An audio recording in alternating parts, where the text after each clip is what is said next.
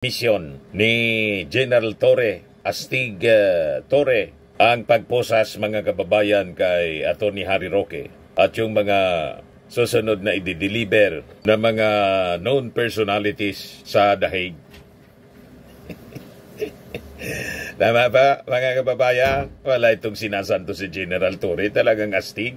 Basta't lumabag sa batas, mga kababayan, walang sinisino. Yan ang dapat po.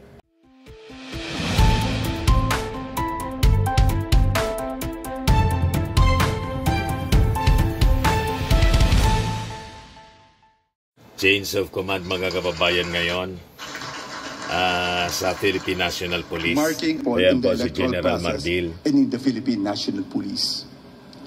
All these accomplishments were made possible by the dedication of the men and women of the Philippine National Police. I thank our President for the guidance and support that allowed us to turn our vision into a meaningful reality. Thank you, sir. To every police officer, I extend my sincerest thanks.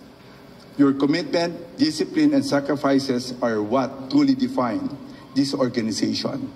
To our non-uniformed personnel, our unseen yet essential workforce behind every successful operation and initiative, thank you. Your contributions are truly invaluable. My sincerest gratitude also to the following people, of course, to the National Security Advisor, Eduardo Año, who helped us sa kanyang mga intelligence effort. Of course, to NICA, General De Leon, to the former Secretary Benhar Abalos. Thank you for guiding us. Of course, yung kasama po natin sa AFP, General Browner, sir, General Galide, kasama kong baka po namin, si Coast Guard for helping us po secure po yung election. Kung hindi po namin sigurado sila kasama sa BARM, it will be a different story. Sir, maraming salamat po sa inyo lahat.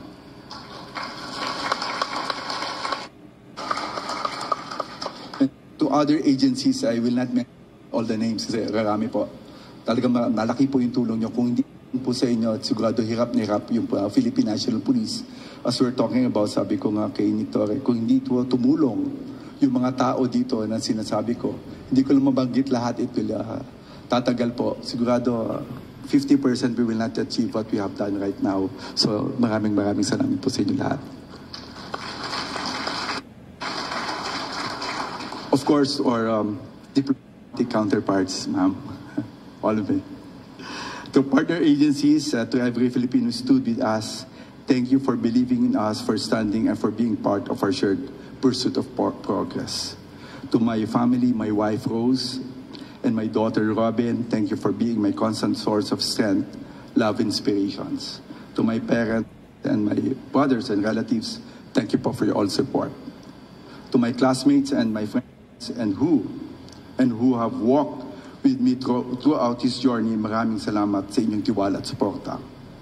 As I turn over the duties and responsibility of heading this organization to General Nicolas Torre III, I do so with confidence and optimism. He is a proactive, hardworking, and dedicated leader, and I'm certain that the Philippine National Police will continue to thrive under his command. General Torre, congratulations.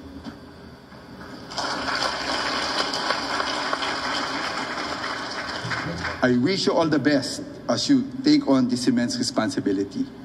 The men and women of the Philippine National Police will continue to be your greatest strength. Si Astig na General po, na pinagtawanan ni Sara Duterte. I am reminded saying in the military. Pinagtawanan ni Sara Duterte po. Balls never die, they just fade away. Pero sa police po, iba po kami. Cops never die. They simply disappear in style. Kami lang po. Iba talaga kami. So looking back on all that we have accomplished, the challenges we surpassed, the victories we claimed, and the values we upheld, no achievement is greater than having brought dignity to this uniform. Taas noo ko pong ipagmamalaki na masarap iwanan ang serbisyo na maayos ang organisasyon at may respeto at tiwala ang tao sa pambansang kapolisihan. So again, sa bagong Pilipinas, ang gusto ng polis, sigaw lang natin para marinig naman yun sa ibang country kasi kinakabahan sila. Sa bagong Pilipinas, ang gusto ng polis, lakasan pa rin natin. Boss, yung mga RD natin dapat marinig kasi dapat marinig sa abroad. Sa bagong Pilipinas, ang gusto ng polis, maraming salamat po. Thank you very much for your service, Police General Romel Francisco Marbil. You may now be seated. Constancio Chinayog Jr., Director for Personnel and Records Management, will now read the retirement order. Pursuant to General Order Number NHQ-GO-CR 2024-1046, dated February 29, 2024, and General Order Number 24, dated February 7, 2025. Police General Romel Francisco Dayaleg Marbil, O-00826, is compulsorily retired from the PNP service effective February 7, 2025, and is extended until June 2, 2025. By command of President Ferdinand R. Marcos Jr., Official Edgar Alan O. Cubo, Police Lieutenant General, the Chief of Directorial Staff. Signed, Constancio T. Chinayog Jr., Police Major General, D. Director for Personnel and Records Management. Thank you once again, sir. You may now be seated. Oath taking and donning of ranks of the newly appointed Chief Philippine National Police, the Director for Personnel and Records Management, Police Major General Constancio Chinayog Jr., will now read the promotion orders. Pursuant to General Order Number NHQ-GO-PR, 2025-2798, National Headquarters, Philippine National Police, dated June 2, 2025. Police Major General Nicolas Deloso Torre III is promoted to the rank of Police General in permanent status effective June 2, 2025.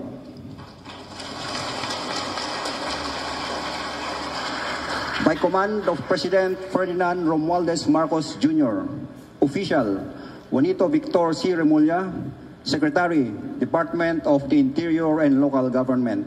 Signed, Constancio T. Chinayog Jr., Police Major General, the Director for Personnel and Records Management. At this moment, we shall witness the oath-taking of the incoming Chief of the Philippine National Police. May we request Mrs. Patricia Jane Torre, as well as Mr. Julius Patrick, Rod Felicer, and Bert Felix Torre to join our honoree. To administer the oath is the President of the Republic of the Philippines, His Excellency Ferdinand R. Marcos Jr. Everyone is requested to rise. Very well. Please raise your right hand and repeat after me. Ako ang inyong pangalan, Ako si General Nicolas Torre III na itinalaga sa katungkulan bilang ang inyong katungkulan, na itinalaga sa katungkulan bilang Chief of the Philippine National Police ay taimtim na nanunumpa. Natutuparin ko ng buong husay at katapatan. Sa abot ng aking makakaya. Ang mga takdang gampanin ng aking bagong katungkulan. Kalinsabay nito'y nangako ako. Sa ngalan ng Republika ng Pilipinas. Na aking itataguyod. At ipagtatanggol ang saligang batas. At tunay na mananalig at tatalima ako rito. Nasusundin ko ang mga alituntunin. Mga kautosang legal. At mga dekretong pinaiiral ng mga sadyang itinakdang may kapangyarihan. Sa ilalim ng Republika ng Pilipinas. At kusa kong babalikatin. at kusa kong ang babalikatin pananagutang ito ang pananagutang ito na walang anumang pasubali na walang anumang pasubali o hangaring umiwas. o hangaring umiwas. Kasihan nawa ako ng Diyos. Kasihan nawa ako ng Diyos. Congratulations, sir. The audience may now be seated. Now witness the donning of ranks of the newly appointed Chief of the Philippine National Police. And His Excellency the President for the donning of ranks to our newly installed Chief of the Philippine National Police. The new rank insignia is being donned by the President of the Republic of the Philippines, together with Mrs. Patricia Jane Torre, the spouse of our newly appointed Chief of the Philippine National Police.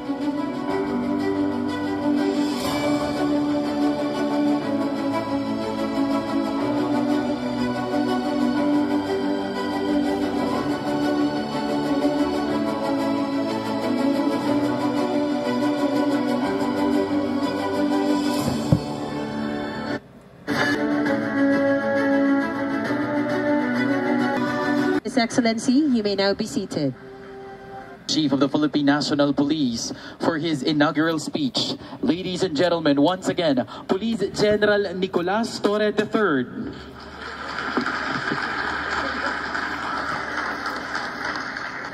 Magbibigay na ng kanyang speech si General Torre na pinagtawanan po niya ni Sara Duterte. His Excellency Ferdinand R. Marcos Jr., President of the Republic of the Philippines, members of the Cabinet, led by Executive Secretary Lucas Bersamin and Secretary of the Interior and Local Government, Juanito Victor Sirimulla, sir, officers and personnel of the Philippine National Police, partners in uniform in the Armed Forces of the Philippines, members of the Diplomatic Corps, fellow public servants, friends and my family, my wife Jane, JP, RF and BF, to everyone joining us from the live stream. And allow me to greet my late father, Master Sergeant Adolfo M. Torre, 51354 PC. Ilang araw po sa inyong lahat. Today I stand before you as a public servant, humbled by the enormity of the task and inspired by the mission all of us share to serve and protect the Filipino people with integrity, courage, and compassion. To President Marcos, sir, thank you for entrusting me this responsibility, sir. This is a position of trust, and as a duly elected representative of the Filipino people, you have my full commitment, and I will abide solely by your directive, faithful service to our nation and the strengthening of the Philippine National Police. To General Romel Marbil, thank you for your service and legacy. I and the entire Philippine National Police will build our efforts and aims to steer our organization forward, grounded in unity and guided by the principles of the rule of law. We recognize that every step we take from today is built on the foundations that you have laid. And to the Filipino people, the very reason for our existence, we, the Philippine National Police, shall work harder to earn and ensure that our communities are safe, your rights are respected, and trust is earned.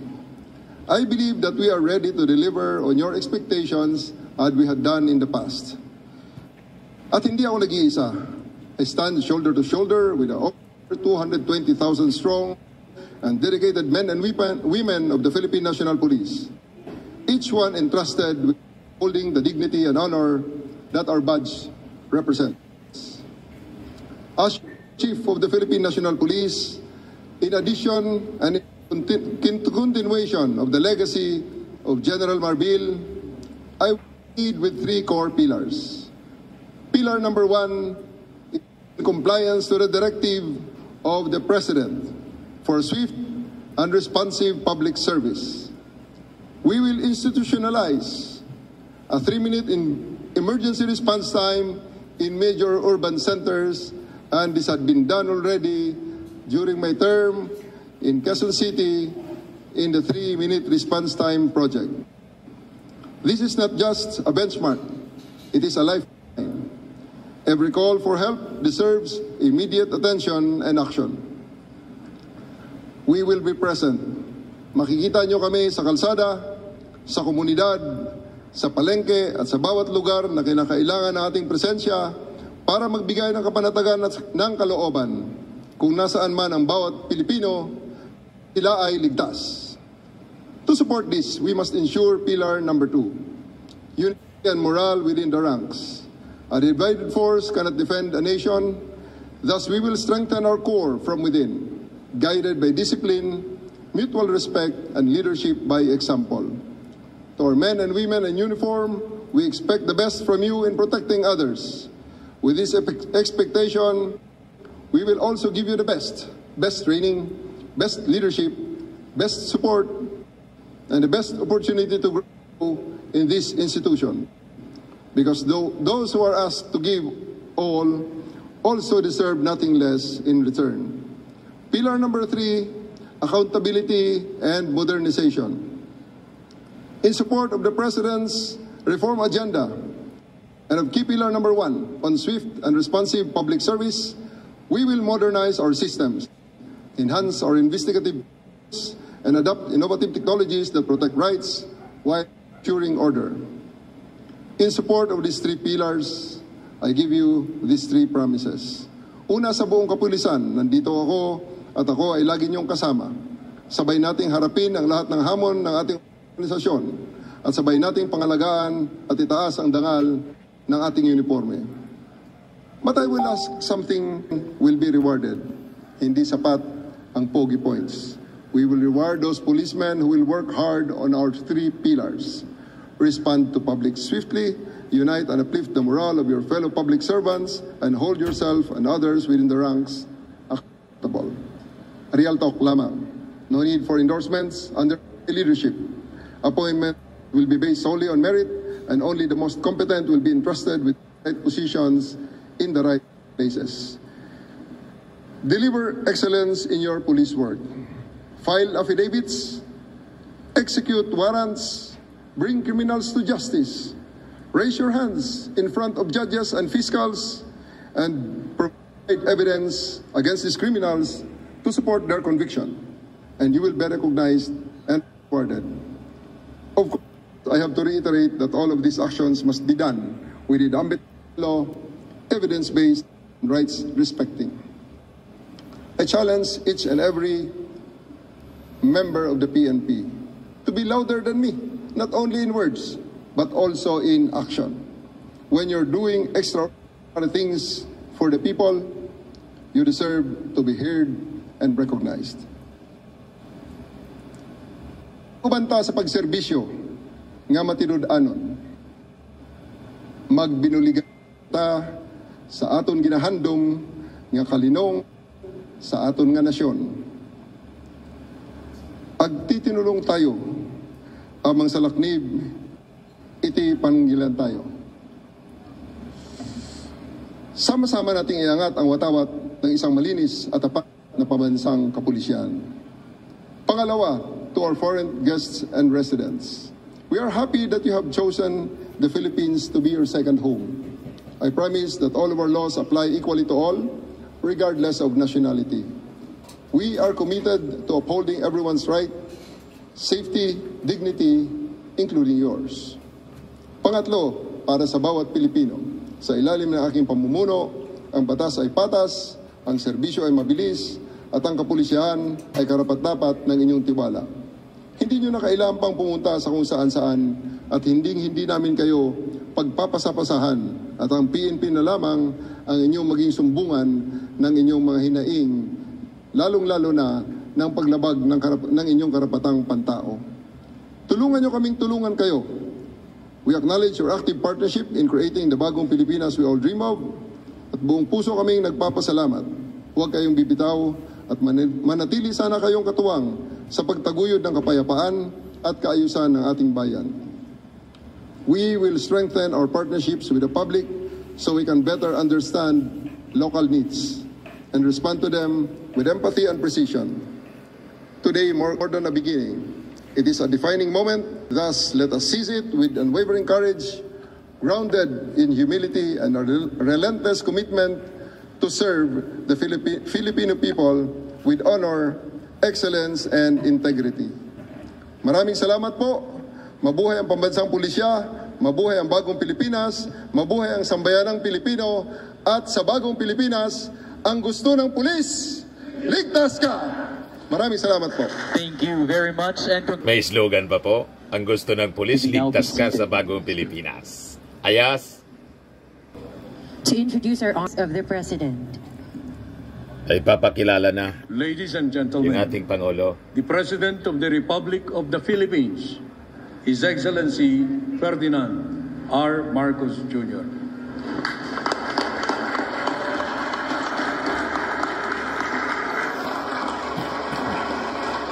Thank you, Executive Secretary Luke Bersamin, for your introduction. Please take your seats. The Excellencies of the Diplomatic Corps, Interior and Local Government Secretary, Secretary John Vic Remulla, and other cabinet members here present. The Armed Forces of the Philippines Chief of Staff, General Romy Browner, and the Major Service Commanders. Outgoing Chief of the Philippine National Police, Police General Romel Francisco Marbil. The newly installed Chief of the Philippine National Police, Police General Nicolas Torre III. Officers and civilian employees of the Philippine National Police, ang aking mga kasamahan sa pamahalaan, ang ating mga bisita na dumating ngayon, magandang araw po sa inyong lahat. Today, we witness more than a ceremonial change of man. We come together to reaffirm a shared responsibility, a responsibility to uphold peace, to preserve justice, and to protect the dignity of the Filipino. Each change in leadership promotes the values that give strength to our institutions. It reflects a clear belief that lasting progress is grounded in consistent service, accountable governance, and leadership that never forgets its duty to the people. So allow me to express the gratitude of a nation to the man who has served with strength and with resolve, Police General Romel Francisco D. Marbil. General Marbil, you led the PNP with a compass firmly set on integrity, professionalism, and respect for human rights. In your stewardship, the PNP became a more people-centered, structured, and regulated institution. You guided our officers to serve with integrity, and in doing so, you restored the people's confidence in the uniform that the police wears. In moments that tested our resilience, from disaster response to crisis management, from general public safety to the conduct of a credible and peaceful 2025 national and local elections, you showed us what a smart, capable leadership looks like. Sa ilalim ng inyong pamumuno, naging sandigan ng pamahalaan ng kapulisan na sa paghahatid ng tulong, ibigay ng proteksyon at pagtataguyod ng karapatang pamtao. Ipinakita ng PNP na walang katumbas ang buhay ng tao. Mga buhay na nailigtas, napaglingkuran at natulungang makabangon. And for this, General Marbil, we are truly grateful.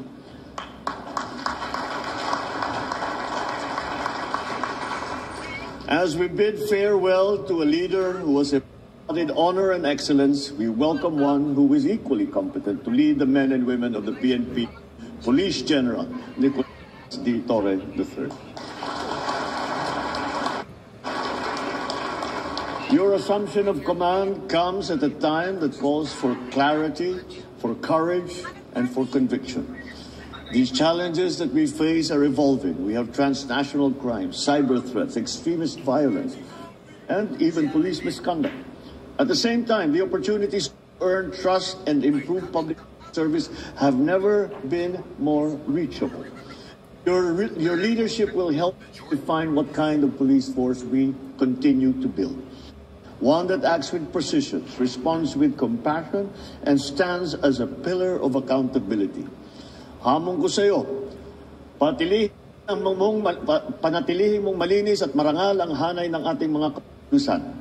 Bilisan ang investigasyon sa mga kaso laban sa mga pulis na lumabag sa batas upang maibigay natin ng hustisya sa lalong madaling panahon. Paigtingin din ninyo ang presensya ng kapulisan sa mga lansangan. Siguruhin mas maraming pulis na umiikot sa mga kalsada at nagbabantay sa ating mga komunidad, lalo na sa lugar madalas ang krimen at kaguluhan. Kapag kailangan ng taong bayan, dapat may pulis na agad nagre-responde. Iparamdam natin sa mga Pilipino na may pulis na handang dumamay at pagtanggol sa kanila sa lahat ng oras. Sa tulong ng PIDEA, ipagpatuloy ninyo ang paglaban sa illegal na droga. Magsagawa pa rin tayo ng drug seizures at tiyakin na sasampa ng kaso ang mga drug dealer at ang mga drug lord.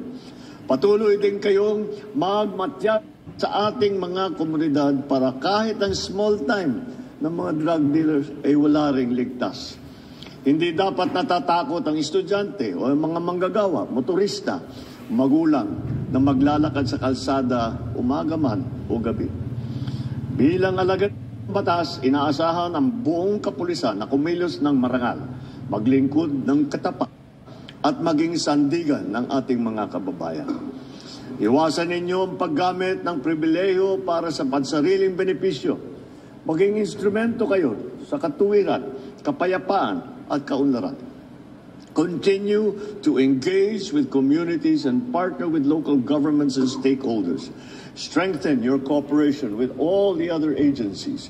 And above all, center every initiative on the needs, the rights, and the welfare of each Filipino.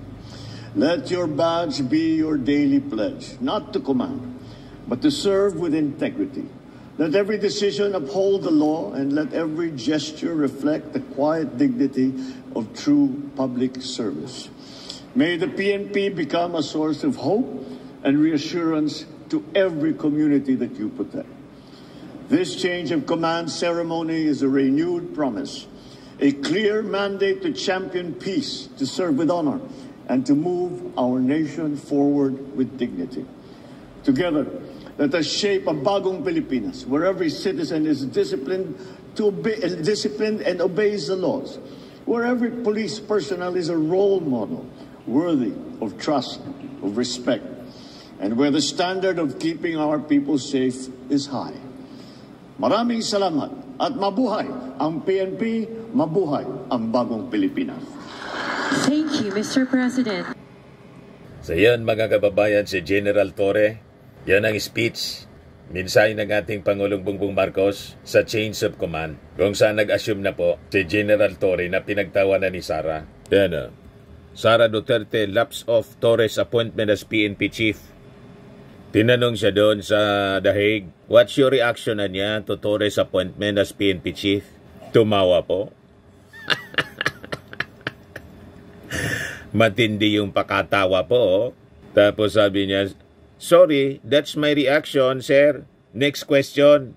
Yun, sir. When further pressed for a reaction, she laughed again and said, that's it. Ganon siya manginsulto, mga kababayan. Pero sabi ko nga, yung pagtawa ni Sara Duterte, cover man lang yon sa pains na kanyang nararamdaman. Sa totoo lang, inis na inis sila, galit na galit sila. Kasi si General Torre, yung nag-deliver sa kanyang tatay papuntang The Hague. Kaya siya na doon. Doon na siya sa The Hague nag-celebrate ng kanyang birthday. At uuwi, mga kababayan, June 4 pa. Di ba mga kababayan? Malinaw po yung kanyang panunuya ay cover ng kanyang napakapait na nararamdaman, mga kababayan. That is, sa psychology, ang tawag niyan sa psychology, mga kababayan, or sa mental health condition po, PBA, pseudobulbar affect, PBA. Ano niya, Mr. Maravillas, ang ibig sabihin ng PBA, pseudobulbar affect, na nagmamanifest kay Sara Duterte, yung uncontrollable and inappropriate laughter and crying. So pwedeng tumatawa siya o umiiyak. In this case, si Sarah, tumatawa. Wala mang koneksyon doon sa kanyang emosyon. Or walang koneksyon sa kanyang totoong feelings. Pang-cover nga. Yan ang ibig sabihin nun. Associated siya. Based mga kababayan sa mga studies, research ninyo, associated siya sa neurological conditions. Yung PBA. Yun ang pinapakita mga kababayan ni Sara Duterte. Wala mang rason para pagtawanan niya. Mga kababayan si General Torre. Anong nakakatawa doon sa appointment? In fact, sa totoo mga kababayan, sa totoo lang, with the appointment ni General Torre, malamang sa malamang, yung kampo ng mga Duterte, including Sara, are now terrified. Kasi itong si General Torre, mga kababayan, wala po itong sinasanto. Yung leadership po ng PNP sa pamumuno una ni General Marbil, nakita ninyo kung paano magtrabaho po. Yung mga known personalities, hindi po inurungan ng PNP. Lalo ngayon, mga kababayan na si General Torre na sumikat po sa pagsilo kay Pacquiao at saka mismo pag-deliver sa dahig kay Digong. Kaya malinaw po mga kababayan na yung pagtawa po ni Sara Duterte sa appointment ni General Torre, cover sa totoo niyang nararamdaman. Ay diba mga kababayan yung mismong laman ng speech ni General Marbil na parte ng mga accomplishments ng PNP sa kanyang liderato. And of course, with General Torre as the head ng CIDG. Pakinggan po natin mga kababayan yung sinasabi ni General Marbil kanina. We have intensified our high-impact law enforcement operations, sending a clear and sounding message. No matter where you go, no matter how far you run, the law will find you. Our pursuit of justice has reached beyond our shores with the arrest of dismissed Banbantarlac Mayor Alice Goo in Indonesia. Sabi ko nga, dahil sa batas natin, walang puwang na pwede kang magtago. In my ating no crime, next, hindi po Atty. pwede. Harry Roque. Walang solution. Nothing is impossible within the Philippine National Police.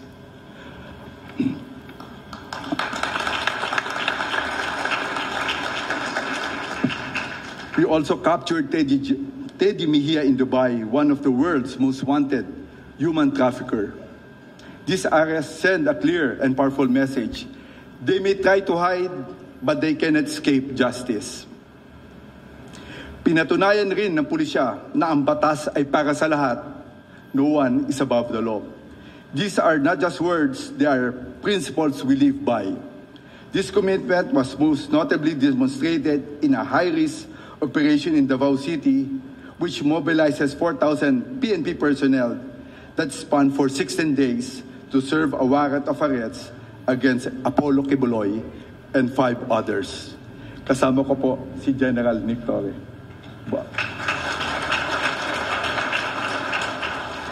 Who are facing serious charges of human trafficking and sexual abuse. This unprecedented operation is a powerful testament that no position, no influence, and no amount of power can shield anyone from the reach of justice. The rule of law must and will always prevail. In response to the evolving threats in the digital space, we intensified our cybercrime operations, leading to the arrest of numerous individuals involved in various forms of online exploitation. We also spearheaded efforts to eradicate and shut down illegal Philippine offshore gaming operators nationwide in line with the directive of the President.